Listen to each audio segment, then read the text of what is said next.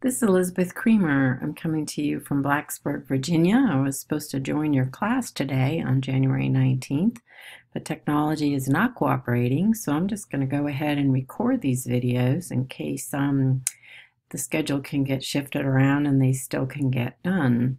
It could still be incorporated in today's class or another class in the future, maybe. These are the things that I was asked to do in the presentation today. Talk a little bit about my experience and my involvement in the Mixed Method International Research Association, give you some key features that distinguish my book, and then talk about the article that you read for class that's called A Primer About Mixed Method Research in Educational Contexts. So I'm delighted to do this. You don't often get an opportunity to talk about yourself, so here I'm going to do that. I'll say first that I think there's one single sentence in this particular article that you read that I think is the most important takeaway lesson. It's not one that I lifted from the textbook, even though really the primer is fundamentally sort of a summary of the textbook, but it's one that I came up after I finished the textbook.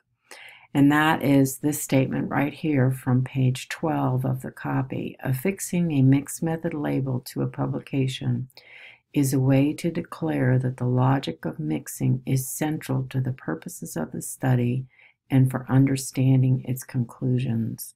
I think that is something that you'll see that permeates my attitude about mixed methods. It's not just a technique, it's not just a tool, but that it's a mindset. If I think about elements of my background and how I ended up in mixed methods and how I have become really sort of a mixed methods junkie, to tell you the truth, or a mixed method fan, which I really am. Some of my research is still primarily qualitative, but my mindset is permanently one of a mixed methods person. I'm going to say that my mixed method way of thinking, as Jennifer Green calls it, started in high school when I was trained or educated by a group of what I would guess would be called liberal faculty members in a high school in New Jersey. And you'll see in a minute the tremendous coincidence about that. I was educated during the Civil Rights Movement, and that reflected, I think, a very profound embeddedness in my own agenda and an interest in gender and an interest in inequality. My content area has been the study of women in science, technology, and engineering, and that interest in diversity and equality, I think, comes from my high school training in New Jersey by some very fine teachers. During graduate school, between 1974 and 84, so I'm sort of dating myself, I and everybody else in that cohort was trained almost exclusively in quantitative methods. There were no classes in qualitative methods at the time, probably precious few publications.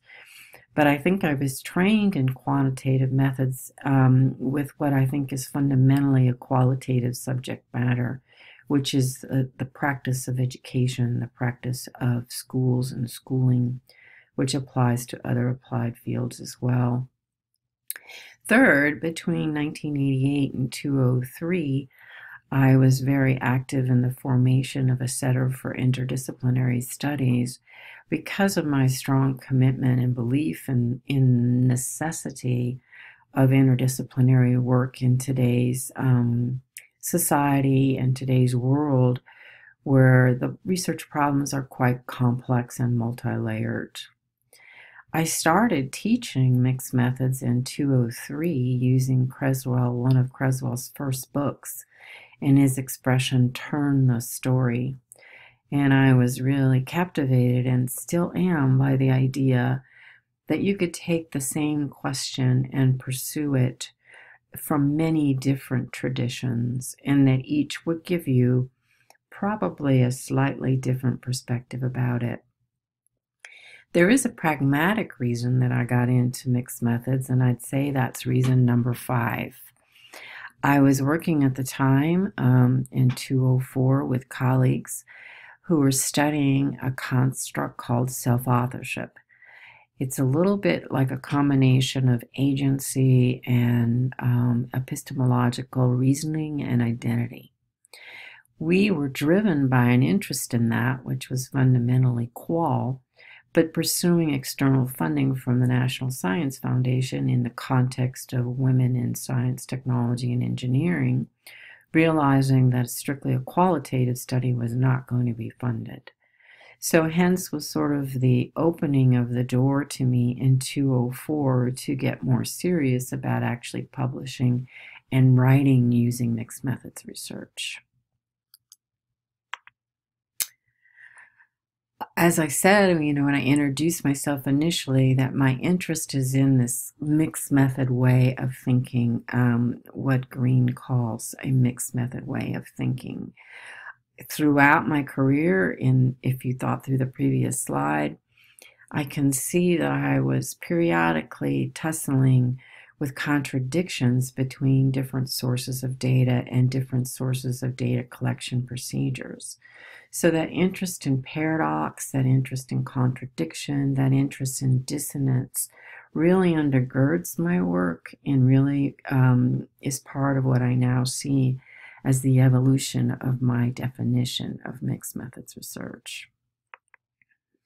Now I mentioned several times, and let me move this away for a second.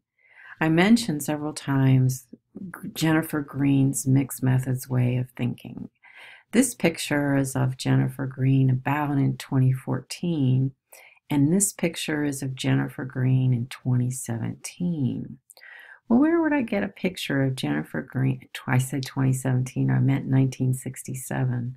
Well, where would I get a picture of Jennifer Green's from a yearbook in 1967 from a high school in New Jersey?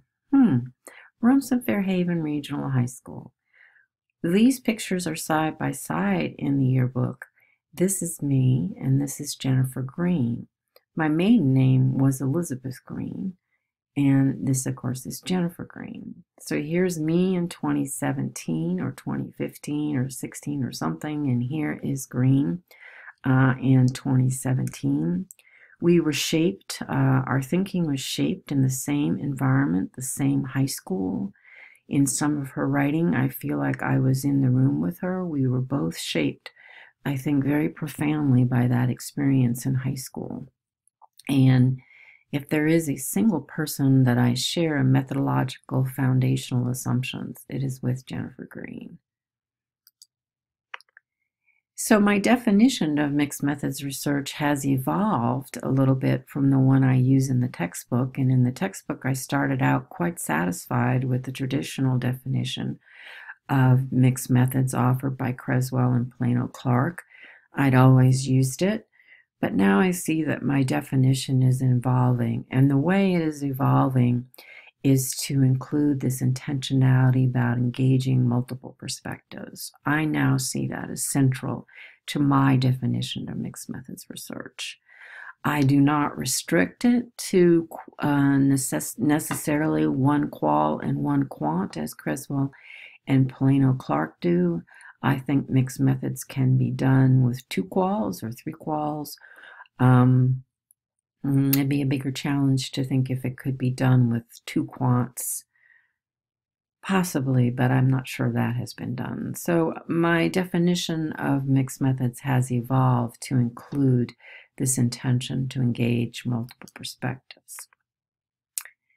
The primer article that you read, I literally wrote immediately after I pushed the button and submitted my textbook to SAGE in its draft form, in its complete form.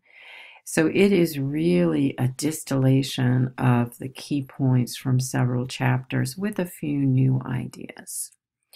Now, when I think what distinguishes my textbook, I would say these 5 things. And in some ways, it ultimately became quite a departure.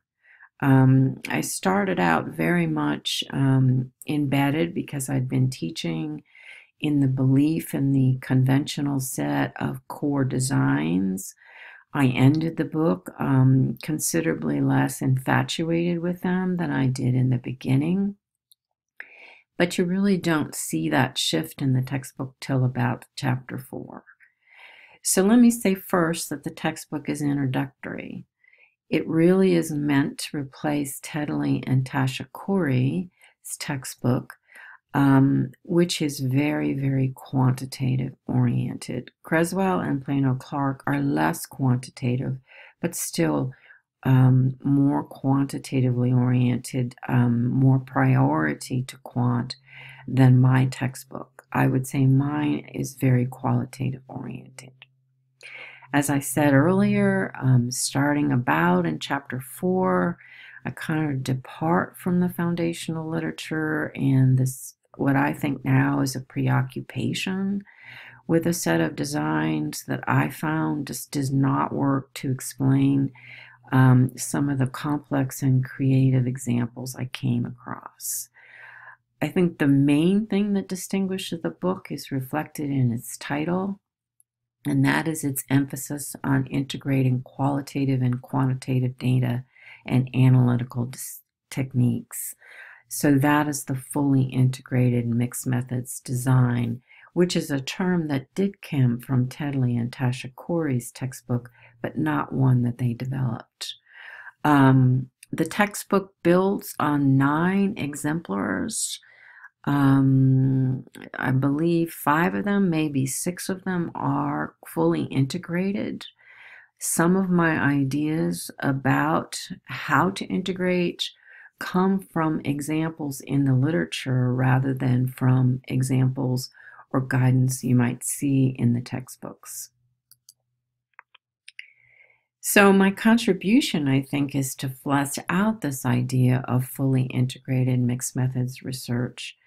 And in that, I do that by imagining ways it can be done at each stage of the research process. I think that the foundational writers in mixed methods, or I should say the foundational literature, really seems to make the assumption, and I think the core designs do this, that mixing is necessarily something that happens at the end after you've finished your qual phase and your quant phase and you bring them together. That thinking in my mind reflects sort of a combination logic. Imagine those phases as quite distinct, as those methods as quite distinct. I think it sort of reifies the differences between qualitative and quantitative. But those are evolving thoughts that came out of writing the textbook. It wasn't necessarily what I was thinking when I started it. So fully integrated mixed methods research imagines how mixing is embedded in the research questions, the way a study is framed, how it can be done during data collection. This is 1 chapter. How it can be done during data analysis. This is 2 chapters. And then finally, how it's done when you draw conclusions. I'm not by any means saying that a large majority of mixed method research is fully integrated. I would suspect the number is quite small, but I think it's helpful to imagine research this way, to envision its potential throughout the process of doing and designing and doing the research. I mentioned that many of the exemplars in my textbook are fully integrated. That means they integrate it at all phases of the research process. And this table summarizes 5 of those in the different chapters they're associated with, in case you wanted to see some examples. 2 of these, the one by Zhang and the one by Cooper, came from dissertation research. This, I think, is a powerful negation of the argument that many faculty trained in the 80s give to students, that a mixed method dissertation is too ambitious. I don't believe that at all, even though I must say that both of these are quite ambitious dissertations. I have a chapter about mixed methods dissertation, and there are some other examples of mixed methods dissertations that aren't quite so overwhelmingly ambitious. So another thing that distinguishes my textbook is my predilection for visualizations, and I use the arch, the architectural arch, to represent mixed methods research. I've talked to engineers and architects about this and gotten quite excited about the arch. I have students sending me pictures of arches from all over the world. This happens to be a picture I took of an arch in France. And the reason I think it works, although it works better with the idea of mixing at the inference stage than it does with fully integrated, in that I imagine one arm is the qual arm, one arm is the quant arm. And then what brings it together, whether you integrate it in other phases as well, is what's called a meta-inference. That integrates it, the qual and the quant finding, into some kind of coherent explanation. Arches are built in frames without the meta-inference, without the keystone, which the blue arrow points to. That's called a keystone. The keystone, aka the meta-inference, is dropped in at the end, and that's what ultimately allows the arch to stand independent of the building around it. I just love that idea. Here you've got a top layer to the arch, but no building around it, though I believe originally there was, right? This is a gateway, an old Roman gateway.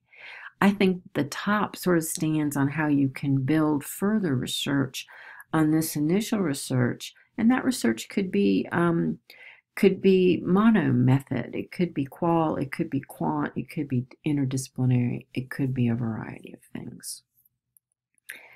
Another thing I do in the textbook is introduce the notion of mixed priority. I think studies that are fully integrated reflect mixed priority. The literature in the past, as you'll discover this semester probably, classifies articles as mixed methods articles as either having equal priority, qual and quant given equal priority, quant dominant, which when the analyses are done, most mixed method research in the past has been quant dominant, or qual dominant. I argue there's a new priority that comes out of when you genuinely engage the qual and the quant through analytical procedures in particular, and that I call mixed priority. It's a different kind of priority.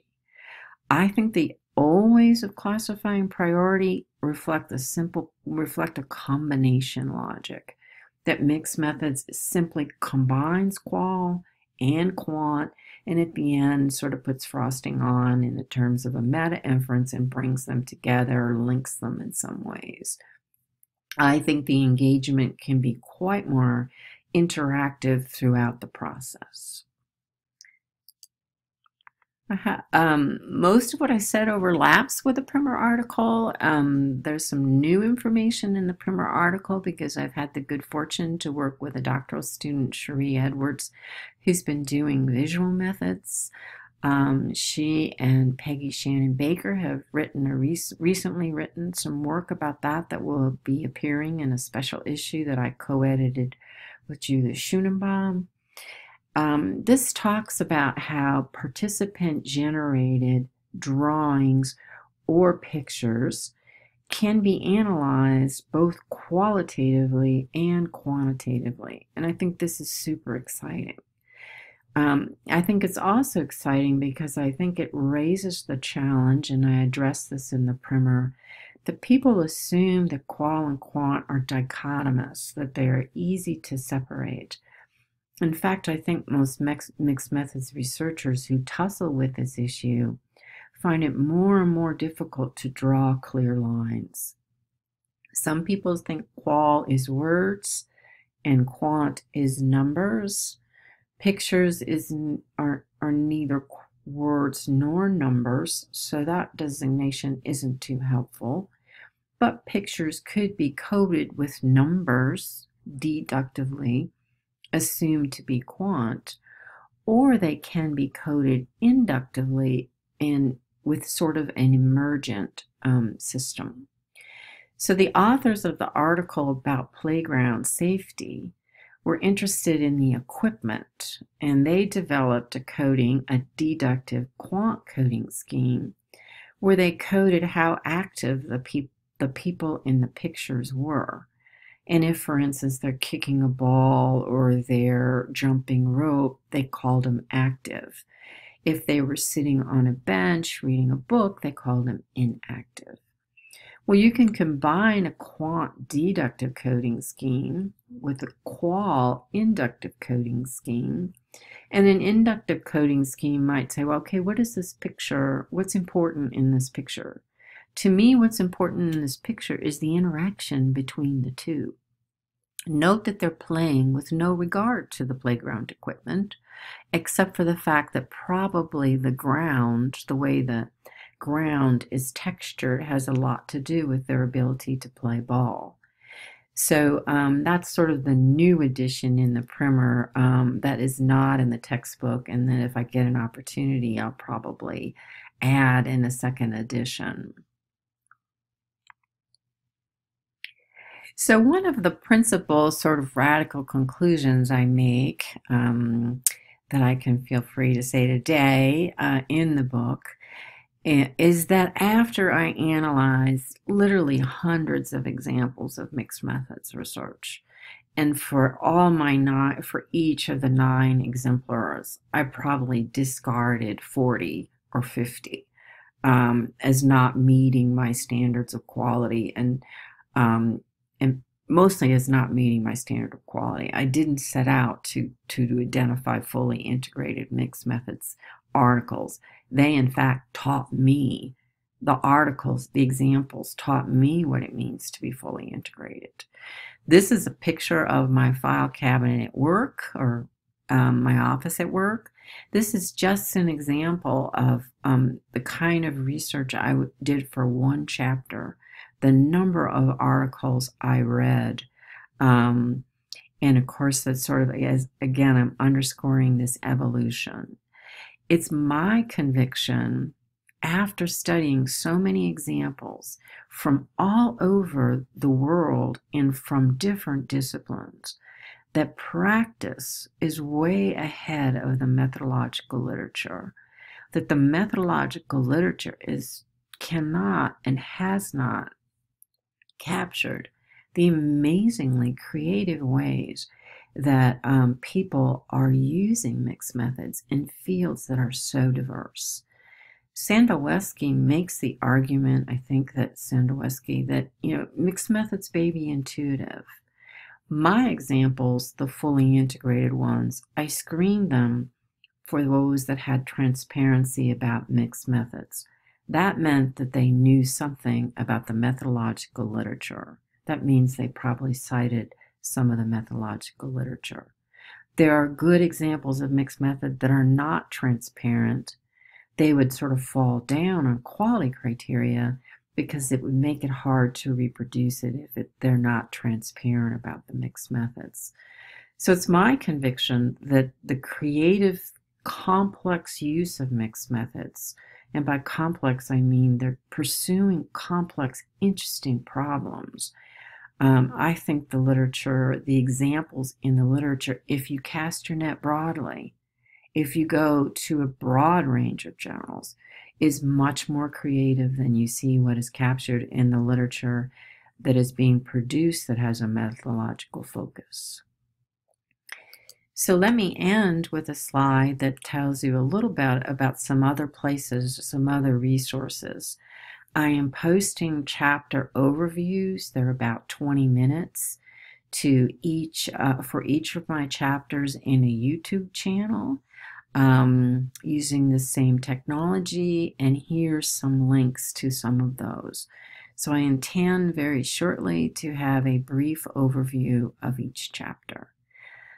Let me say in closing, after I finished my textbook, I got involved in the Mixed Method International Research Association and have had wonderful opportunities to collaborate with people like your instructor.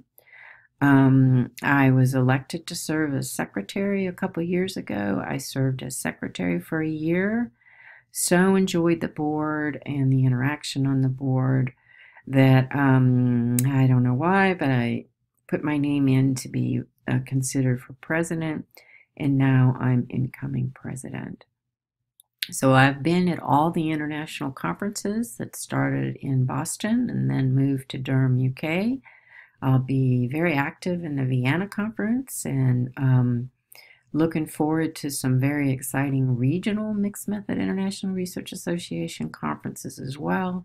We have upcoming conferences all over the world. It's just unbelievable. New Zealand may be a promise for 2019. So I hope this has given you some sense about my textbook, about the article you read, about mixed methods, about things that, ways of thinking that are sort of moving forward in mixed methods. I think the topic of mixing during analysis and the construct of fully integrated is just kind of now coming into its own. And I kind of feel fortunate that my textbook seems to have hit at a time when this is a very salient topic. So good luck with your efforts. I'm sorry I didn't get to talk with you in person.